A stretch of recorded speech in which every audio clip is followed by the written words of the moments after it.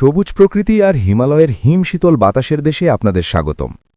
আজ আমরা হারিয়ে যাব বাংলাদেশের মানচিত্রের একেবারে শেষ প্রান্তে, যেখানে দাঁড়ালে মনে হয় আকাশ আর পাহাড় যেন মিতালি করেছে একে অপরের সাথে। আমরা আজ কথা বলবো পঞ্চগড় জেলার ঐতিহাসিক এবং অসম্ভব সুন্দর এক জনপদ তেঁতুলিয়াকে নিয়ে। পুরো ভিডিওতে আপনাদের সাথে থাকব আমি। চলুন শুরু করা যাক আজকের রোমাঞ্চকর যাত্রা। তেঁতুলিয়ার পথে চলতে চলতে আপনার মনে হতে পারে আপনি হয়তো ভিন দেশের কোনো বাগানে চলে এসেছেন। রাস্তার এক পাশে বাংলাদেশের সীমানা আর অন্য পাশে কাঁটাতারের ওপারে ভারতের বিস্তীর্ণ চা বাগান। মাইলের পর মাইল জুড়ে সাজানো এই সবুজ গালিচা আপনার চোখ জুড়িয়ে দেবে। বিশেষ করে বিকেলের নরম আলো যখন এই চা বাগানের ওপর পড়ে, তখন এক মায়াবী পরিবেশের সৃষ্টি হয়। পাহাড়ের ঢালে সারি সারি চা গাছগুলো যেন এক অদ্ভুত নৈসর্গিক সৌন্দর্য তৈরি করে রেখেছে। তেঁতুলিয়ার ইতিহাস অনেক প্রাচীন এবং সমৃদ্ধ। ব্রিটিশ শাসনামলে এই অঞ্চলটি ছিল জলপাইগুড়ি জেলার অন্তর্ভুক্ত। লোকমুখে শোনা যায় যে এই অঞ্চলে প্রচুর পরিমাণে তেঁতুল গাছ ছিল বলে এর নাম হয়েছে তেঁতুলিয়া। তবে শুধু নামেই নয়, দেশভাগের সময় এই জনপদটি তার ভৌগোলিক অবস্থানের কারণে বিশেষ গুরুত্ব পায়। বর্তমানে এটি বাংলাদেশের অন্যতম শান্ত এবং পরিচ্ছন্ন একটি পর্যটন কেন্দ্র হিসেবে পরিচিত। এবার আমরা পৌঁছে গিয়েছি তেঁতুলিয়া পিকনিক কর্নারে। পরিবার বা বন্ধুদের নিয়ে সময় কাটানোর জন্য এটি একটি আদর্শ জায়গা। এখানে নানা প্রকার খেলার সামগ্রী আছে। এখানে বসে আপনি ইন্ডিয়ান রেলওয়ে দেখতে পাবেন, দেখবেন ভারতীয় বিএসএফের টহল দৃশ্য। আকাশ দিয়ে চলে যায় ইন্ডিয়ান বিমান। এখানে নানা সামগ্রী কিনতে পারবেন। এখানে পাবেন নানা প্রকারের চা, যা বাসার জন্য নিয়ে যেতে পারেন। দেশে অর্গ্যানিক ও দার্জিলিং জাতের চায়ের চাষ হয় একমাত্র তেঁতুলিয়ার বাগানগুলোতেই। ইতিমধ্যে এ চা দেশের বাইরেও সুনাম অর্জন করেছে।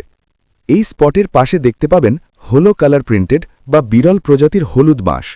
এই বাঁশগুলো সাধারণ বাঁশের মতো নয়, এদের গায়ে হলদে আভা এবং বিশেষ কিছু কারুকাজ প্রাকৃতিকভাবেই তৈরি হয়। এই বাঁশগুলি খুবই মোটা। পর্যটকদের কাছে এই বাঁশ ছাড় একটি বিশেষ বিস্ময়। তেঁতুলিয়ার প্রধান প্রাণকেন্দ্র হল এখানকার ঐতিহাসিক ডাকবাংলো। মহানন্দা নদীর তীরের একটি উঁচু টিলার ওপর অবস্থিত। এখান থেকেই শীতের পরিষ্কার আকাশে খালি চোখে দেখা মেলে কাঞ্চনজঙ্ঘার রাজকীয় রূপ। ডাকবাংলোর পাশেই রয়েছে তেঁতুলিয়া জিরো পয়েন্ট। এটি বাংলাদেশ এবং ভারতের সীমান্তবর্তী শেষ সীমানা। এখানে দাঁড়ালে আপনি খুব কাছ থেকে দুই দেশের সীমানারেখা অনুভব করতে পারবেন। মহানন্দা নদীর শীতল হাওয়া আপনার সমস্ত ক্লান্তি দূর করে দেবে নিমেষেই। পঞ্চগড়কে বলা হয় হিমালয়ের কন্যা। পঞ্চগড়ের তেঁতুলিয়া থেকে অক্টোবর-নভেম্বর মাসে মেঘমুক্ত আকাশে হিমালয়ের তৃতীয় সর্বোচ্চ শৃঙ্গ কাঞ্চনজঙ্ঘা দেখা যায়। বিশেষ করে বাংলাবান্ধা স্থলবন্দর ও ডাকবাংলো এলাকা থেকে ভোরের সূর্যোদয়ের সময় কাঞ্চনজঙ্ঘার শুভ্র চূড়া দৃশ্যমান হয়। দৃষ্টিগোচর সময় ভোরে সূর্যোদয়ের ঠিক পরে। আকাশ পরিষ্কার থাকলে সব দিন দেখা যায় না, তাই এটা অনেকটা তাকদিরের ওপর নির্ভর করে। ঢাকা থেকে তেঁতুলিয়া আসা এখন অনেক সহজ। গাবতলী বা শ্যামলী থেকে সরাসরি পঞ্চগড় বা তেঁতুলিয়ার বাস পাওয়া যায়। এসি কিংবা নন এসি বাসে চড়ে আপনি অনায়াসেই পৌঁছে যেতে পারেন এই গন্তব্যে।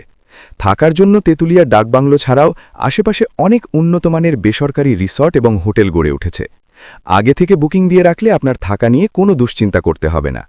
খাবারের জন্য স্থানীয় হোটেলগুলোতে পাবেন টাটকা নদীর মাছ এবং পঞ্চগড়ের বিখ্যাত সব দেশি খাবার। তেঁতুলিয়া আসা মানেই শুধু জিরো পয়েন্ট নয়, এর আশেপাশে দেখার মতো আরও অনেক কিছু রয়েছে। আপনারা চাইলে দেখে আসতে পারেন সমতলের চা বাগান, বাংলাবান্ধা স্থলবন্দর এবং পাথরের জাদুঘর। এছাড়া মহানন্দা নদীর পাড় ধরে হেঁটে বেড়ানো কিংবা পাথরের কুয়ারিগুলো দেখা এক অন্যরকম অভিজ্ঞতা হবে। এই অঞ্চলের প্রতিটি মোড়েই রয়েছে নতুন কোনো গল্পের হাতছানি। প্রকৃতির সান্নিধ্যে নিজের ব্যস্ত জীবন থেকে কিছুটা বিরতি নিতে তেঁতুলিয়ার কোনো বিকল্প নেই। হিমালয়ের বাতাস আর মানুষের আতিথেয়তা আপনাকে বারবার এখানে টেনে আনবে। আজকের ভিডিওটি আপনাদের কেমন লাগলো তা আমাদের কমেন্ট করে জানাবেন। এমন আরও সুন্দর সব ভ্রমণ ভিডিও দেখতে আমার এই চ্যানেলটি সাবস্ক্রাইব করে রাখুন এবং ভিডিওতে একটি লাইক দিতে ভুলবেন না। সবাই ভালো থাকুন এবং নিরাপদে ভ্রমণ করুন।